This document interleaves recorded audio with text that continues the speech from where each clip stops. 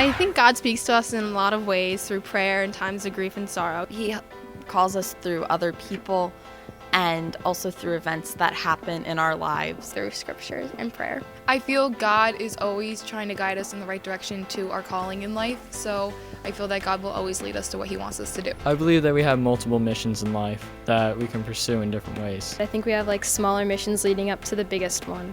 I believe we have more than one mission in life, and once we complete one, we find another one, and God helps us do that.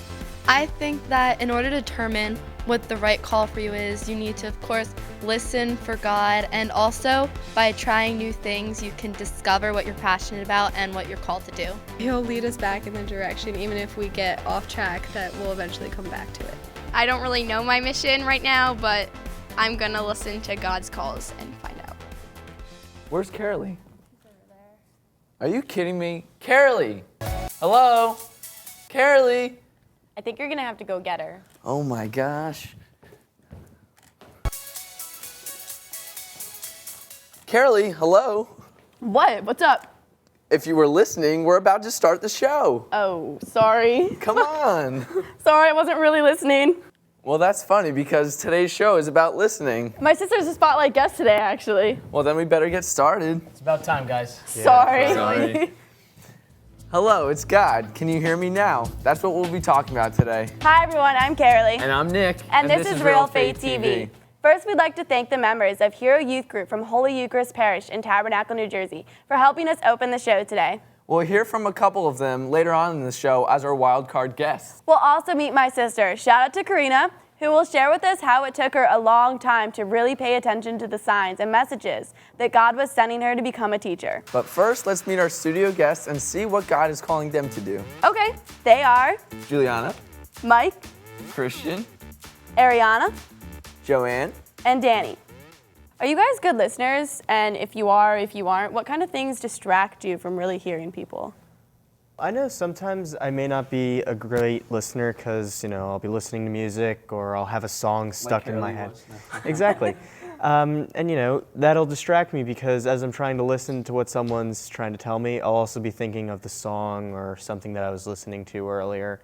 And, pulls my concentration, makes it a little bit harder to pay attention. I feel like I'm a good listener when I need to be, but sometimes there's stuff going on in my head and I just can't concentrate on one thing and I have to go back to the other. There's just so much going on. I can definitely say I'm a good listener, but sometimes I think that comes in at the wrong times. Like if my friend ever needs me to sit down and listen, I can be there, but sometimes I'm like in the middle of doing this big project and they're like, I really need you to listen. That's when you're like, my head's there, but I'm like, I gotta sit here and I gotta listen to you and I gotta make it seem like I'm listening to you. I think I'm a good listener, but one thing that really kind of plays into that is knowing when to give and take in a conversation. Like sometimes you don't want to be like the bobblehead and just bow. I'm so the bobblehead all the time. He's like, yes. But at the same time, you can't be a blank wall. Yeah, you gotta be able to know when to give and take in the conversation. If we find it difficult to listen to the people in our lives, how much harder is it to listen to God speaking to us? In the busyness of our lives, it can seem impossible to quiet ourselves and listen to God's call. But sometimes we have to drown out that noise that pollutes our thoughts. And find a peaceful place to search for God in our lives. Next, our wildcard guests, Jess and Lexi, tell us about the times when they heard God speaking to them. I first realized God's calling for me when I first joined H.E.R.O Youth Group. I got to meet all these new people who feel the need to serve others. It makes me feel like I'm doing something right with my life and that I'm making a change in the world. I think He speaks to me through multiple aspects of my life, if it's through schoolwork, if it's through my sport swimming, or if it's just in a conversation with my friends or my family. When I'm up on the block and swimming, it's really just me and myself and God, because ultimately everything else is blocked out around me, and that's when I feel those little instincts or just simple feelings I get whenever He's around, and that's what drives me through my sport, or if it's not my sport, through schoolwork or just on an everyday basis. Well, sometimes in class, whenever the teacher's asking for someone to volunteer or to stand up and share a story or whatever, something tells me to take action and to lead, and that's when I kind of get that instinct to take action. I like how Lexi finds God talking to her in all her aspects of her life, in schoolwork, in her family life, in her youth group life. I think that's pretty cool. I go to the same church as them, so I'm part of the same youth group as them, and I know both the girls really well. And I can definitely say, like, everything that they mentioned, I totally see God through them, and they help me to see God in myself, and they help me to listen. Just the way that they act to people, like, I think that's a sign. Sweet. Next, let's meet Karina, My Carolee's sister, who will share that looking back, she remembers God calling her to teaching. She just wasn't paying attention at the time. At first, the initial call for me to be a teacher, I didn't react at all. I didn't hear the call. I kind of ignored it when my mom would tell me, like, you'd be a good teacher. Your first day coming home from kindergarten, she always used to tell this story, like, oh, you're going to be a great teacher. And I didn't hear it. I didn't want to hear it. For whatever reason, I didn't want to be a teacher. I didn't want to go to school every day for the rest of my life. I thought nutrition was my call because I was a healthy lifestyle. I was in sports all my life. I wanted to write about nutrition and teach other people that this is how to be healthy. It got to a point where I was in the nutrition classes and I hated them and I dreaded going to the class every day. And I knew that was a sign. I knew that that wasn't what I was supposed to be doing. I had to take a step back, find a different path. What was God saying? What were the signs? What did I have to do? By looking back at the past and looking at all the signs that God has put forth, and look to the path that is right in front of me, that has been in front of me all these years, but finally open my heart and listen. So I looked back and I thought of all the times that everyone told me, oh, you're gonna be a good teacher, or Vacation Bible School here at Holy Eucharist, and how much fun I have doing that every year, or when I went to Kenya and how that just opened my eyes to a different side of the world. So that's when I really finally reacted to the call and was like, that is what I need to do. Being a teacher is what God told me and has been telling me my entire life, but it was my time to finally just stop and listen to what he was saying and pay attention and turn off everything and figure out, oh, okay, how am I going to be a teacher? What's the next step? And that's when I really reacted to the call. It's not always easy to see what God has in store for us. And it can be frustrating when we don't get a direct answer as to what we should do. But that's because God gives us free will and the power to make our own choices. Knowing what path or direction he wants us to take becomes clearer the more time we spend with him in prayer and reflection. As you build a relationship with God, you get to know him better. And as with any relationship, you begin to know what the other person is thinking. What kind of relationships do you guys have with God? And you ever felt him pointing you in a certain direction or path? Well, in my case, I guess, I kind of have like an informal kind of relationship with God where I feel as if I can just talk to him informally, like just like as a friend, but then also look to him as like kind of an adult, older figure in my life that has wisdom and would point me on the right way. Kind of like our parents? Yep, exactly. See, with me, I know that I lack with like being able to sit down and actually like pray to God and be able to be like, you know, send me like a sign or send me something. But with me, like, it's more when you're sitting down, you're reflecting on things that have happened, and you're like, wow, like you know that something happened and he was like the reason behind it, right, and that's where you see him. Yeah, exactly. That's where I think like the most prominent like faith in my heart comes from, because I see where he's played in my life. I know I always try to build my relationship with God and just try to just talk to him regularly and, like, you know, thank him for things. But I also kind of feel guilty when I just sit down and ask him for things. So like I'm asking and I want to receive, but I'm not really giving. So I always try to work on that. I haven't felt like a direction that he's pulled me toward or something like that. But I know that he's going to send me signs, like doing this at Real Faith TV, like being able to spread the word of God up here while like being on TV. Like I love that. Like I love being able to sit here with you guys and talk about it. It's like, it's something that I love, and God sent me this sign to go and do it. So I mean, maybe that's a sign, maybe it's not, but I don't think I'll be able to figure that out until later when I reflect on it. Exactly. Next, my sister Karina tells us how a mission trip to Kenya really sealed the deal on her changing her major to become a teacher. Although she didn't realize it at the time, it took a little while to really hear what God was trying to tell her.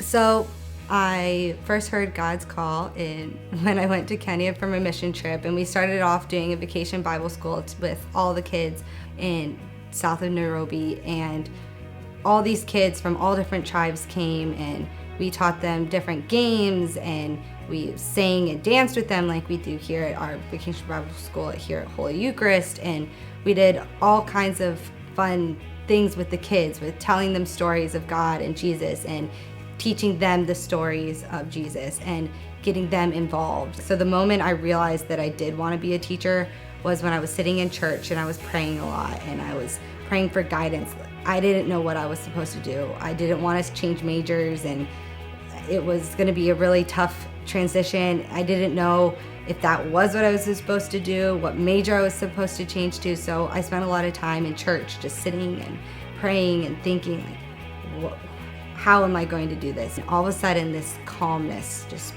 swept over me, and I just knew and understood what God has been saying this entire time. Hey, Karina, you're gonna be a teacher, wake up. And that's when my heart opened, and this is what I want to do, and this is what I want to be in. I now know to listen to God, because there are so many signs, from vacation Bible school to my mission trip to all these different things that have been flashing in front of my eyes. And now that I know to listen to God, I can now move forward in my life and keep my heart open and listen for other calls that God has for me in my life. Knowing Karina my entire life, I've always known she was going to be a teacher, and she hated it and definitely didn't want to hear it from her younger sister. But even when she came home from Africa, like, she was a completely different person, and we could all tell. And it was a sign for all of us that we knew that's what she was supposed to be doing. And I'm so happy that she finally realized it, because I don't think she would be happy in her other major. Like Karina, I went to Ghana, so I went to Africa, and going to Africa really does like open your heart and open your mind to like all the possibilities that God has in store for you. So why do you guys think that someone would resist hearing God or something like that? A lot of times it's growing up and you're like, I'm gonna get a job and I'm gonna make so much money and I'm gonna be so rich, and it's like, that's not where your heart is. And I think it takes like a lot of strength to admit that I'd rather take this job where I'm not gonna have that much pay and it's gonna be hard working and it's not an easy field, than having this job that's also hard working, but I'll make a lot of money and it'll be like my dream life. But this is the one that's really gonna make you happy at the end of the day. And I think that takes a lot for somebody to really admit, like, everything in my life is pointing in that direction, but I don't wanna be the one to give up something that I planned my whole life for.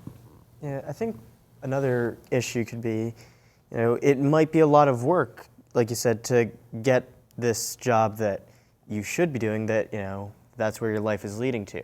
I know that sometimes if something's tough, I don't always wanna go out and do it. I know that I'm kind of anxious to know what my calling is. I'm always, is it supposed to be, this calling or that calling? There's so many different options, but, you really just got to kind of sit back and just pray and just kind of wait for it. I definitely think that we resist God's call if it's something that we don't want to hear, if he says maybe something the opposite of what we want to hear.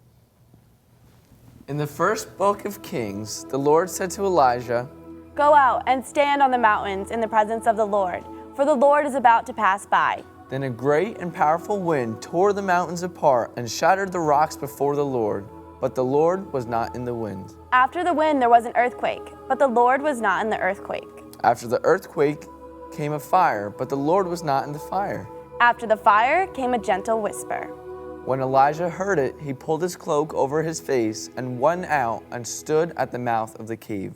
For most of us, this is true. God speaks to us in the quiet of our hearts. So it's important to find the quiet spot, the peaceful place where we could listen to God speak to us in our heart. Next, Karina tells us how difficult it is to sometimes stop and listen. And how we need to stop and look for the signs around us. To me, stopping is just putting everything down, like I've been saying.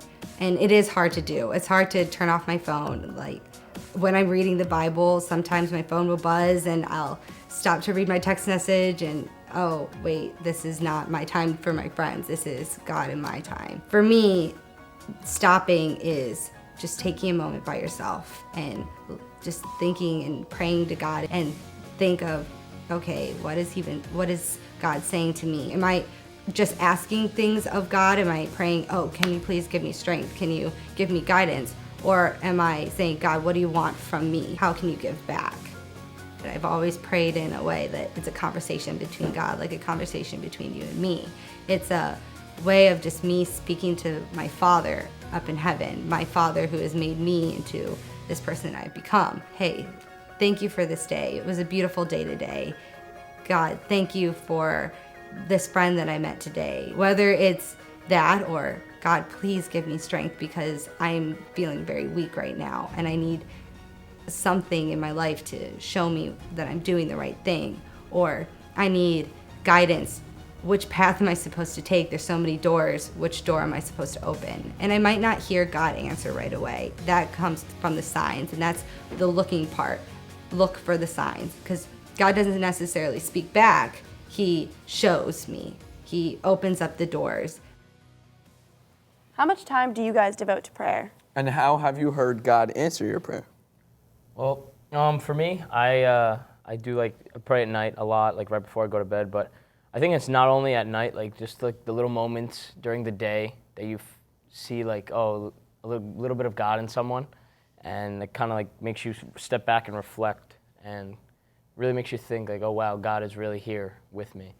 I think that we could just thank him for everything. And every time I pray, I say thank you for the food on my table, a family who loves me, and a roof over my head, because I know that I have a lot more than everyone because I have that. So I think we could just take some time to thank him more than say, like, I need. Yeah, I think that people a lot of times think that prayer has to be, make the sign of the cross and then say the Our Father or the Hail Mary or something, very, very formal. But prayer doesn't have to be that. Prayer is just spending time with God, whether that be through silent meditation or, like you said, talking to someone, or even using one of the gifts and talents that God has given you. That can be a form of prayer because you are, in fact, spending time with God. I know that every time that I go out of the house, my dad, and I make fun of him for it, he always says, be safe, use your head. And I'm like, yeah, I know, Dad, very funny. And he makes me text him when I get to places when I'm driving. And it's like, I don't know, it gives me comfort to know that he's worrying about me. And I feel like that's God kind of speaking through him in a way. Even as silly or as small as it is, I feel God's presence through that. I actually agree with you a lot. Lately, I feel like I've seen or heard God more and the people in my life. I spent 3 hours at 3 o'clock in the morning the other day sitting up with my brother and talking to him about how I'm trying to really get on the ball with my schoolwork and working and just all the different aspects of my life. And he really sat down and talked to me and was like, if you really put your head in the game, you're gonna go really far. And that's what everybody in your life wants you to see you go really far. And I feel like sometimes it's those little things, really unconventional things are where you see God the most and where you hear him the most. In prayer and reflection, we come to know the Good Shepherd who laid down his life for us. As he reveals our path for us, we come to know ourselves in a more intimate way. Next, Karina tells us how she believes we can have more than one calling. And how being alone with God is a great way to connect with him. You definitely can have multiple callings. For me, my 2 callings are I'm going to be a teacher, that's what I'm supposed to do. My first calling was to help people in a way bigger than myself, be a global citizen and help people in Kenya or help people wherever I can. I listen to what God is saying by reading the Bible. I just started this summer to read the Bible. I'm on Deuteronomy and I'm almost done with that, and I just read a portion every night. I found a website that said that I'll read this one and this one tonight, and I go in order. And my favorite quote is John 3:16 that a lot of people do know already, and it's, for God so loved the world that he gave his only begotten Son to us, that whoever believes in him shall not perish but have everlasting life.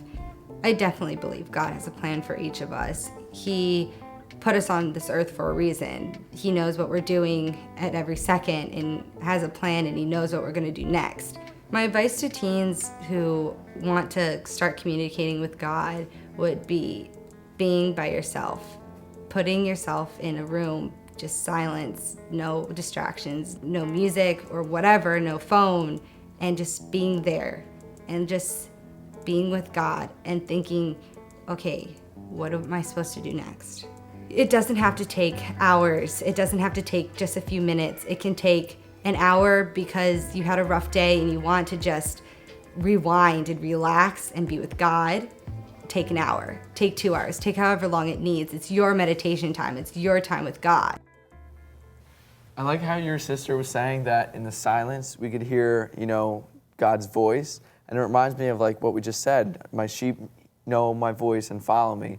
And it's like when I came back from Ghana and I was in the airport, it was like rush hour in the airport, all I heard was my mom saying, Nick, Nick, you're home. And it's like I ran right to her. So that's what it reminded me of. I definitely can relate to my sister because I too have to quiet myself down because I get so distracted. I'm always on my phone. I'm the worst person when it comes to that stuff. I can say like I'm obsessed with Instagram or all that stupid stuff that I don't want to admit. But she always likes my photos. But when I'm sitting there and I'm just by myself and I'm not on my phone or it's turned off, like that's when I really feel connected to God and when I can pray or just talk to him because it's a conversation. Yeah, I think for me, like when I'm really in my happy place is like right before like I take a nap and like you're just lying there staring at like the fan going around and you're just like, wow, it's just so peaceful. It's like it's dark and like it's just like you and it's just, you're about to fall asleep and it's just like the best feeling. So that's when I kind of like reflect on the day and how everything went and just like really feel like God is kind of like there to like settle me down. And put you to sleep. Yep. I think lately I've been taking a psychology class over the summer, and it's just so interesting to me because in the last chapter we learned about how when I'm smiling at somebody, their brain tells them to smile back to me, and how just one simple smile can just shoot off like a domino effect of all these different smiles. And I think that that's something so small but so beautiful. That's where you see like where God really is in like the life and in. I did that exactly today, driving here. Some lady passed me on the left, and I was smiling at her, and she's like, who's this creep smiling? But she smiled back, so that's what made it worth it. And like just one smile can brighten someone's day if they're having the worst day ever. I know like if I'm having the worst day and I see someone come up to me and they just smile or talk to me or make me feel better, it helps a million ways. Yeah. I feel like on a different note, not smiling at someone or helping someone, that a way to privately connect with God is going to adoration. At the DYC that we had a couple months ago at Monsignor Donovan, they had, I think it was a half hour of adoration, and it was a time for all of the high school students in the diocese just sat in the gym for a good half hour and just quietly meditated, and we went to confession. And it was a really great time because none of us were allowed to have our phones, and there was music in the background, and it was calm and peaceful. And it was a time to think, wow, there are other people like me who are talking to God right now, and we're all thanking him for what he's given us, and we're trying to figure out our plan because we're all at that part in our lives where we have to figure out college and everything. And it's a time to sit just with Jesus, and you're actually in his presence. You can see him right in front of you. And it's more personal and one-on-one in adoration, in my opinion, than if I was just sitting in my house. It's funny because adoration, mine's combined with Christians actually. I was coming home from a cheer game and my dad was supposed to do the adoration at like 2 in the morning. So he picked me up and I did not want to go. I was so resistant. I was like, just take me home. Like, I'm so tired. Like, you don't understand. Like, we had a terrible bus ride. Like, we were stuck there for hours. Right, yeah, exactly. That's what I was thinking. But so we got there and I was kind of sitting there and I was like pretending to pray. I didn't really want to be there. I was really resistant. But then I fell asleep, and it was the most peaceful sleep that I have ever had in my entire life. And I felt Jesus' presence there. It's just awesome. I honestly agree with you a lot. Sometimes I think it's sometimes you have to just be in that place or in that moment, because sometimes some people just tell me oh, I just sit down, I put my phone away, and I just clear my mind. And I'm like, if I sit down and clear my mind, I'm thinking I gotta do the laundry, I gotta go home and do that. But when you actually sit down and you can really feel him around you, and you can hear the soft music, and it actually gets your mind to think about him and think about the ways that you see him and the ways that you are trying to follow what he would want you to do. I think that's when you actually can be the best person that you are supposed to be, and be the person that he wants you to be. Because if not, you're just gonna sit there and you'd just think about like random stuff and it's like laundry and groceries and like it won't go anywhere. But if you actually put your mind like in that mind setting, I think that will get you like really far. Here are some suggestions on how to build up a relationship with Jesus, which in turn will help you hear God speaking to you. This is taken from the Catholic Faith Handbook for Youth. Be patient. Just walk with the question for a while. Make it personal. Think of it as getting to know a new friend. Talk to Jesus and tell him your doubts, your dreams, what your fears are, and what you're thankful for. Investigate. Read the Bible stories about Jesus. Reach out and see the face of Jesus in need. So how do you communicate with God and tune your ears to hear his voice? We'd love to hear from you. Contact us at realfaithtv.com. Or shoot us a tweet. And we'll leave you today with this from the Gospel of John, chapter 10. The gatekeeper opens it for him, and the sheep hear his voice, as he calls his own sheep by name and leads them out. When he has driven out all his own, he walks ahead of them, and the sheep follow him because they recognize his voice. But they will not follow a stranger. They will run away from him because they do not recognize the voice of strangers. So pray and spend time with God so you will recognize his voice and follow him down the path of life. Thanks for watching. We'll see you next time on Real Faith TV. God bless.